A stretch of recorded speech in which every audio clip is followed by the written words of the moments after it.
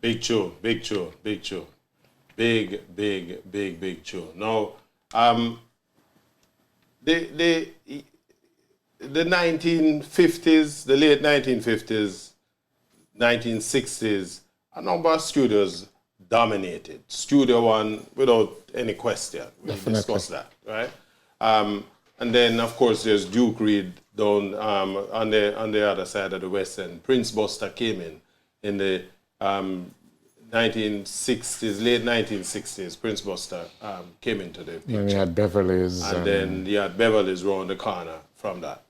And so together, these studios were creating a huge volume of musicians, talent that was just bursting through the seams all over.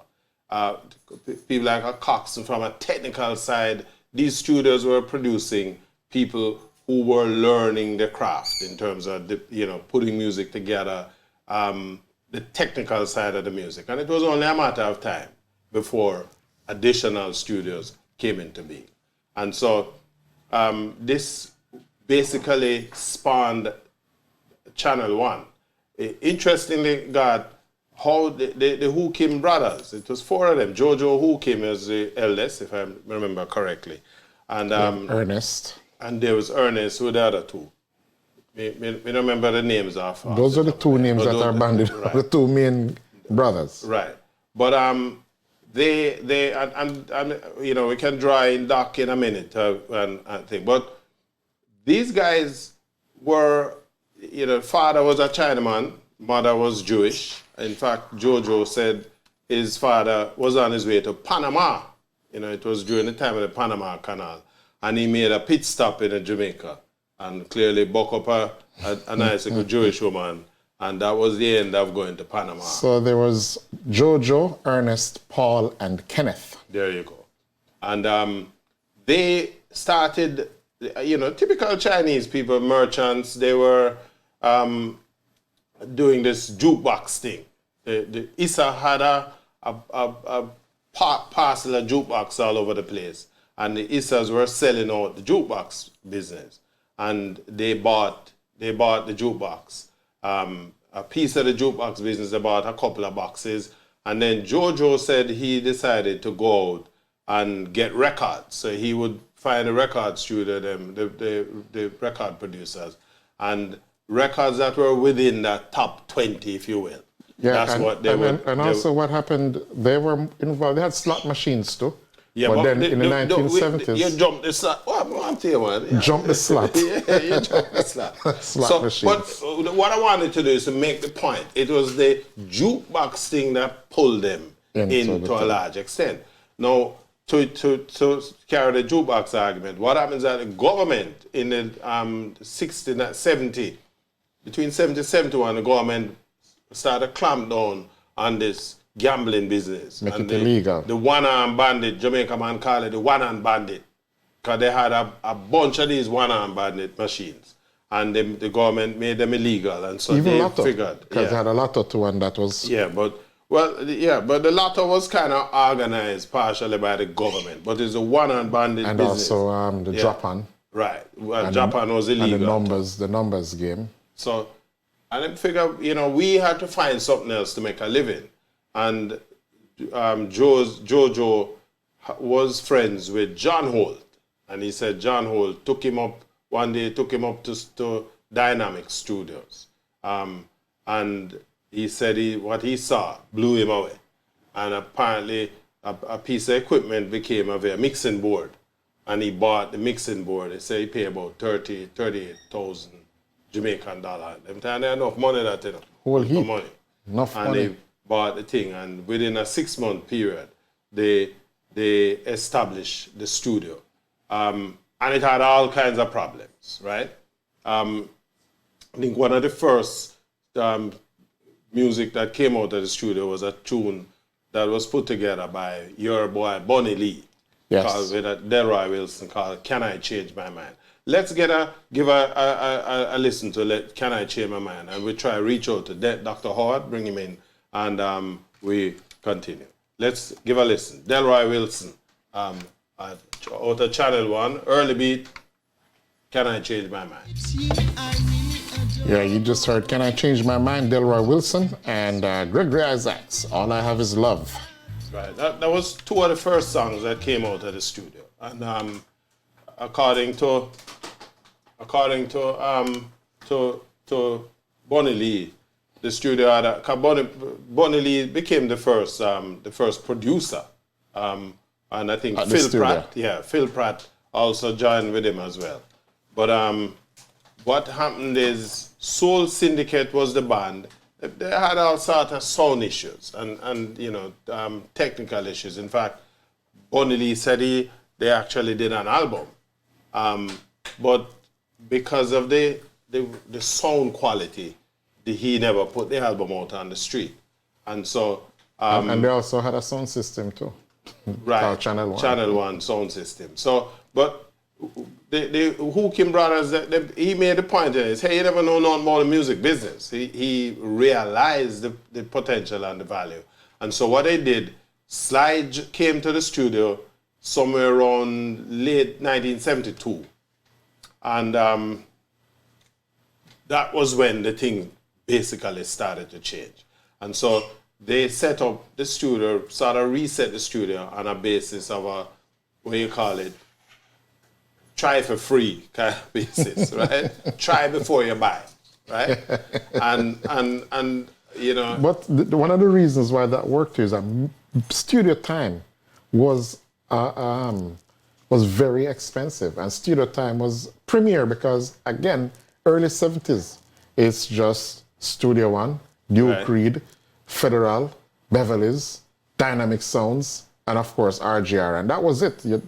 Hold on ago. You mean that was it? You need to remember where we come from, you know. In the early days, you only had, I think, Federal, and then Siaga came and set up West Indies Records, and RGR had it. That was it. So, but you just called out about 40,000 studio a while ago.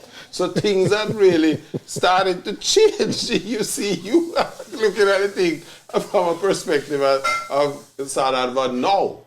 But the reality is that was the kind of environment that we're coming from. So if you have two Chinaman downtown, I offer you to come play at them studio for free. For free.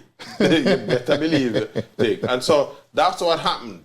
They basically dived in, and in fact, Sly came in 1973, and Sly established his own band called the Revolutionaries, and that essentially jump-started a period in the development of music in Jamaica. Reggae Unparalleled. Unparalleled. Without question. The earliest out of the pack would have been, I mean, there is a ton load of music, and listeners, if you're just joining us, we are featuring the Channel 1 studio and the famous Hookin Brothers, and we're looking at their impact on Jamaican music, particularly in that second half of the 1970s. Now, so we as we said, Sly came in, and the Revolutionaries was essentially birthed, and they introduced the kind of sound that would vault the thing through the roof. But before they really took off, because although Fade Away is a pretty good song, and you know, Junior Biles would have been one of the earliest convert coming out of the studio at that time, and we're gonna give a listen to Junior Biles' monster hit, one of the biggest tune in my mind to this day. Absolutely. And this wasn't Channel 1 yet firing on all cylinders. Let's give a listen. Wait. Let me tell you, Brethren. Now this is the band just getting itself together, the Revolutionaries. I mean, at the time, according to the scribes, the band had some of the best musicians in the country. Of course, you have people like Earl Chinna Smith. On guitar, you had Ozzie Hibbert and Ansel Collins on keyboard. Noel Scully Sims, Sticky Thompson. Horn players were Tommy McCook, Vin Gordon, and Herman Marquis. So these were some of the cream of Jamaican musicians. And again, the Sly, with his approach to the music, basically, it literally revolutionized the music business. To make matters worse, there was another group that was just finding them way as well, the Mighty Diamonds. And the Mighty Diamonds opened their account. This would have been 1975 with a fields of hits, starting out When the Right Time Come, right? Have Mercy on a Good Man, I Need a Roof. Do I need to say any more? Mr. Selector, run some over track. to you, sir. That's load of love it, man. We have Dr. Dennis Howard. How are you, sir? How are you, sir? I'm great. I noticed him don't have no COVID beard. Boy, what you say? No, No COVID beard. The COVID-19, take it away. Dennis, welcome on board. I mean, we could never do a program on Channel 1. In fact, a man called me this morning and said, Dr. Howard is going to be on the show. I said, what do you mean? You have to go bring him up from down Jamaica there. Send a special helicopter for you. We have to send a special plane for you. But Channel 1, Dennis, I mean, as a man who not only your old man brought you in from your little boy in a short pants and the music thing, and then you go, you put your hand in the thing, and then you go to school, go start. Talk to me about Channel 1. The importance of Channel 1 in Jamaica's music. Critical. It was one of the innovative periods just after the rocksteady period, and we're going into reggae. And it was the Channel 1 was a laboratory. It was a laboratory where a lot of experimentation and innovation came about. But the foundation of it all for the Channel 1 people is the sound system. And amazingly, despite the fact that Channel 1 was a hardcore reggae and early dancehall stable, the sound system that they had wasn't a hardcore sound system. Yeah, it was a soul set. It was a soul set. Yeah, it was Channel 1 disco. Yeah. You know, it wasn't a high power or a hi-fi, which was the name that was affixed to roots and hardcore dancehall sets. Right. And some of the men who became engineers in the studio started out on the system. Right. You know, in fact, brutal Soldier Hamilton, he was a soldier at the time who was one of the engineers at Channel 1. Channel 1 went to a session played at a session up at Up Park Camp. And Soldier come down with them and never go back. A1. The man was A1. Yeah. Hold on. So if get a taste of the sound and decides to I love it. Give up Soldier in. Yeah, man. Wow. I think Bonnie Tom Tom was also one of the selectors on the set, if I'm correct. But look at the engineers. Let's look at the engineers when I say it is a laboratory. Overton Brown, scientist, went there for a while. Peter Chemist was there. Brutal Soldier Hamilton, Bonnie Tom Tom. Ernest himself was not a slouch in the engineering section also. And these are some. Barnabas. Barnabas was known for his famous drum splash, because this was the place where the dub aesthetic was integrated into the music, into the reggae music. You know that before that it was Tubbies and people like Errol Thompson and Augustus Pablo. And an interesting thing, you know, the original Augustus Pablo was Herman Chinlay. Yes, I know that, from Aquarius Records, right. Yeah, because they had started to develop the dub thing, and he did a dub album and called himself Augustus Pablo. And then Horace Swaby took on the moniker. Right. In fact, he said Augustus Pablo. Yeah, he said Swaby came into the record shop one day with the harmonica. Yeah. And he said to him, he you know, 'cause that's the kind of the approach that Herman Chinlay had.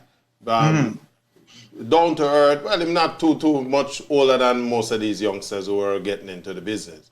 And but for a Chinaman, he really was not unprepared to experiment. And Garth Swaby, as you said, took on the Augustus Pablo. Horace. Garth is the sound man. And Garth, in fact, became the one who pushed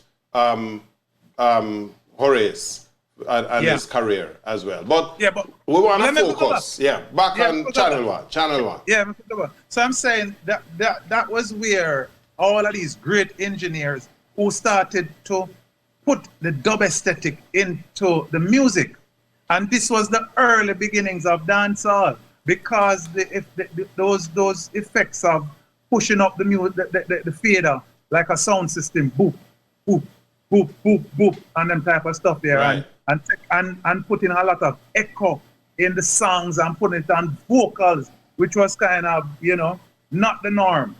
After Channel 1 was a place that took it up after the work of Lee Scratch Perry and Cubbies, and really integrate it into the music and not just make it be a separate kind of dub experience. And again, in terms of laboratory, this is where Sly Dunbar did most of his experimentation in the music. And Sly always said to me, what he appreciated about the bunch of musicians that he was working with, Rod Bryan, Dougie, Ronchi, all of these people, he said they allowed him the flexibility to come into the studio and do something new.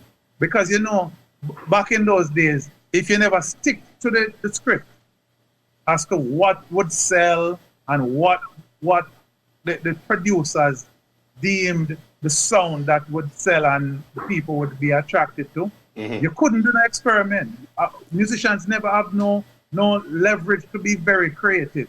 Them always tell us, stick to the style of drumming, stick to this. Nobody do nothing different. And so Sly, that was the difference between Jojo and Ernest as owners and producers. They allowed the freedom to be creative, and hence different style of drumming, including the dub aesthetic into the music. And they also kind of captured the flying cymbal sound from Bunny Lee. Bunny Lee, yes. Yeah. Well, and then Sly introduced the rockers style of drumming, which instead of just the accent on the third beat of the measure, they also added the 4/4 to the kick drum. So in the earlier reggae forms, the accent would, the kick and the snare the accent would be on the third. Right. So it's 1, 2, 3, 4, 1, 2, 3, 4. Right. What Sly did now is to go back to the original pop measure, which is 1, 2, 3, 4, 1, 2, 3, 4 on the kick, and then still have the accent, the syncopated accent on the snare. So that's how you get what them call steppers rhythm, or 4/4. Them call it straight 4. So it kind of bouncy and the kind of rockers kind of feel. And you got it in songs like the one you just played, The Right Time, and I Need a Roof. Yes. We're gonna touch a few of these songs, and Dennis, because we wanna come back to that structure of the drumming, because you made you said a word there that I wonder if you really syncopated. No, not the syncopated. What happens at the stepping steppers, right? Yes. The music was, Sly and Robbie came from a different era of the music. The 1970s would have been, we were now into the soul thing. The disco is becoming taking pride of place from the soul sets. And you just made a point earlier too, that Channel 1 was also a soul set. And so a lot of that music that the younger Sly and them boys would have been listening to, they brought it into the studio with them And it But not only that, they were playing it. Because Right. remember, you know, Sly was a member of Skin Flesh Skin, and Bone, Flesh and Bones. who used to play at Tit for Tat up on Red Hills Road. Hold And your all of point there, these bands- Doc. Okay. Hold your point, because remember, we still have a place of tunes that And we we can also need to have gone to break. Yeah, and that is another thing. We have run past one of the break. But we have to play the music. Play We some keep the tunes. listeners, because them, you And know, we'll take the break at the top of and the then hour. we take the break at the top of the hour. But remember your point. We're coming back to Sly and the drum thing. And tit for tat. Yeah.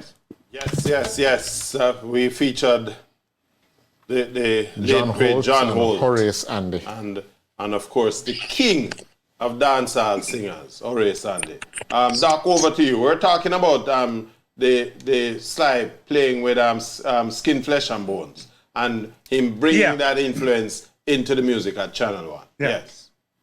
So a lot of the musicians at that time, a lot of them played both on the North Coast or on Red Hills Road. I remember this club named Bohemian, right at Hagley Park Road and Maxfield Avenue.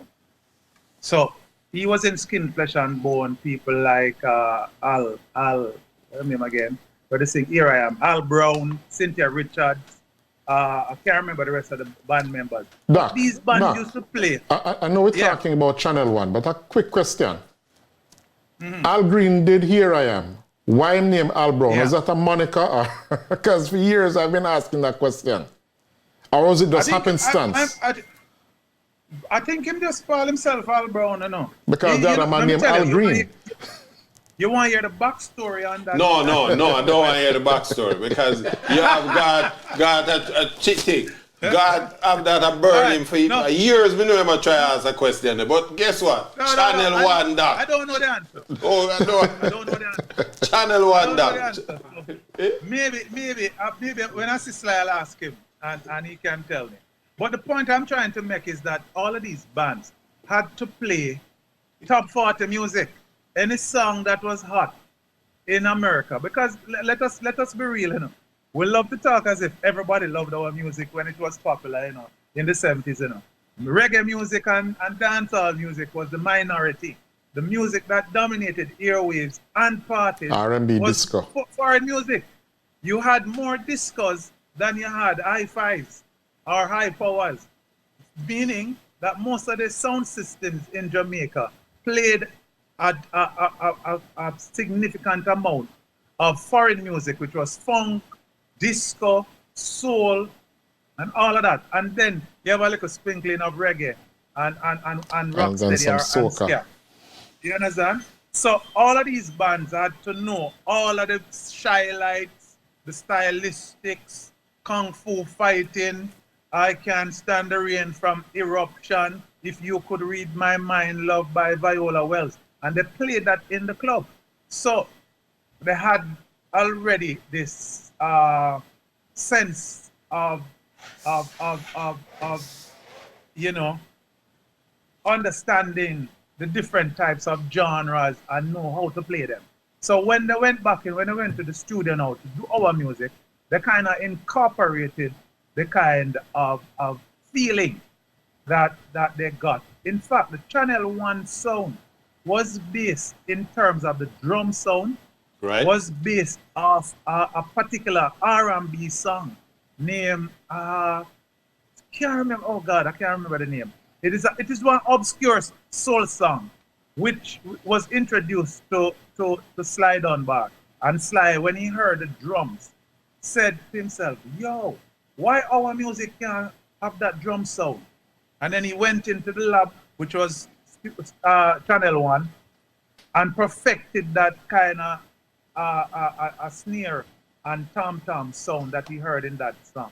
I think the song was, the group was something about darkness. I'll look it up and tell you. Sound of well, what the point I wanted to make though is, and you raise it, that these bands had to be with it, if you will.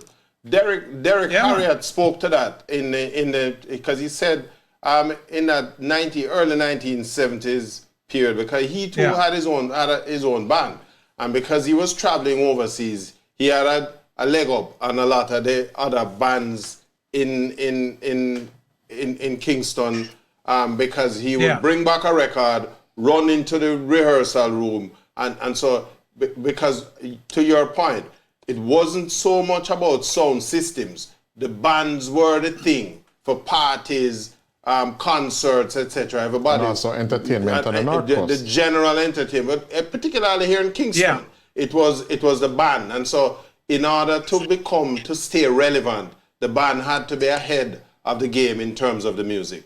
But again, we don't want to dwell too deep on that. We want to just focus now on the impact the studio had in terms of, because by now the try and buy thing is now taking set. The studio right, a lot of artists now and producers were looking in the direction. Remember the producers, how the Hookim brothers set this thing up. A producer would come in and do a tune, another producer liked the sound, so he was kind of advertising the development of the studio. And over a period of time, by the time that 1973-74 period, the studio had now established itself, and so the artists were now coming. We're gonna touch on a couple more of these songs that are coming through, because now the Mighty Diamonds would have now hit their stride. In fact, by the time they did I Need a Roof and Right Time, Virgin was looking at them with an overseas contract. So let's run a few more pieces of the Mighty Diamonds, and we'll come back to you, Doc, because we want to speak on that as well. As I said earlier, this was the first time after the foundational work done by Tubby's, Scratch Perry, Errol Thompson, and Keith Hudson, and all of these guys who created the genre dub. The Channel One was one of the incubator space where the dub aesthetic as a production tool was fully utilized in the music. EQs, delays, echoes and reverb on vocals, echoes on drums and all of them stuff there. Totally unheard of in modern production techniques. And this laid the foundation for dancehall, but it also laid the foundation for hip hop. It laid the foundation for every other genre that had a kind of dance, fun aesthetic to it. So from dance music, house music, techno, grime, drum and bass, and now currently the pop music aesthetic, which is trap and pop music and dance music. Everybody. Doc, you're up to date with the trap thing, man. Everybody using the production styles that were not developed at Channel One, but certainly popularized into the mainstream of Jamaican music during that period in the 70s. And we see it now in everybody's music, from Bruno Mars to Kanye West, all of them. In the bass drop, all of these aesthetic and production values, that is the foundation of music generally. Started basically at Maxfield Avenue, so it is very significant. And not only that, it is the early beginnings of dancehall start at Channel One. Songs like Dances Are Changed. The two studios started dancehall, essentially. Studio One and Channel One. And the early dancehall songs from Barrington Levy, Dances Are Changing, 21 Gun Salute, all of those songs. And then the heyday of what we call analog dancehall. The majority of the songs used to come out of Channel One. It was the resident studio for Henry John Laws.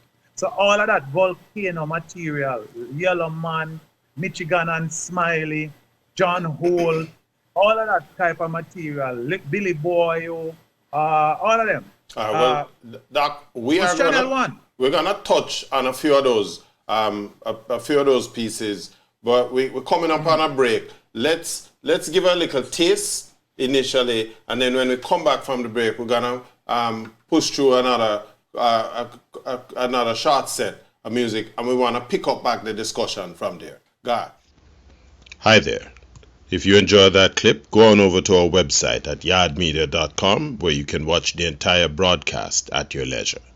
And while you're there, why don't you check out our other reggae music features?